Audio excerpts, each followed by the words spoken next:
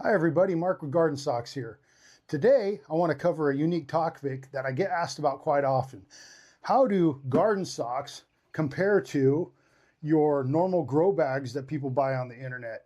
How well can you grow into GardenSoxx, and how much soil does it take in the GardenSoxx compared to a grow bag?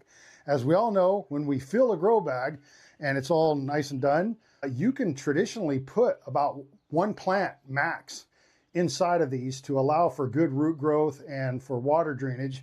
So that's a lot of soil. Now, as we know, these grow bags actually work pretty well.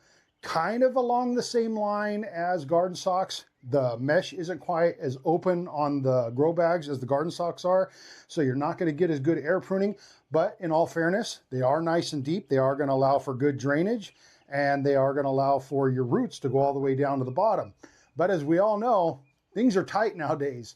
A bag of potting soil at your local hardware store is going to cost you somewhere in the range of $10. That's expensive. It doesn't go very far. So my question is, how much of the soil from a grow bag can we put in GardenSoxx, and then how many plants can we plant in the GardenSoxx versus the grow bags? So my goal here today is to take the soil. I've filled up this grow bag almost to the top. I'm going to say I'm 2 inches from the top. That's about what an average person would do so that the soil isn't spilling out everywhere. So about 2 inches at the top. I'm going to take all this soil and I'm going to start filling my GardenSoxx and see how big of an area for growing that we can get in the GardenSoxx system versus the grow bag. So all I'm going to do is start taking the soil out of here and putting it in here, so we'll have a very good comparison. Okay, so I've got my handy little scooper here that I always use. So let's go ahead and start filling. We're going to pull right out of the grow bag into our GardenSoxx. Keep this nice and fair.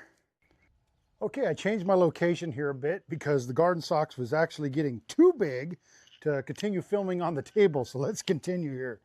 So we're going to keep scooping out our soil. Believe it or not, we are just over halfway. It's kind of surprising how much these grow bags hold. And I think you'll be very surprised of how big of a GardenSoxx you can make with just the soil in a grow bag.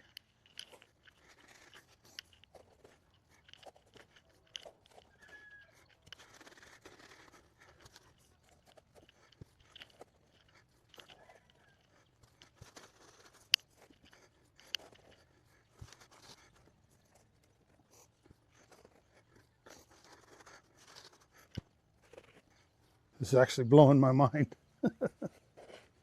I wouldn't think I would have made such a big GardenSoxx. It's bigger than I anticipated.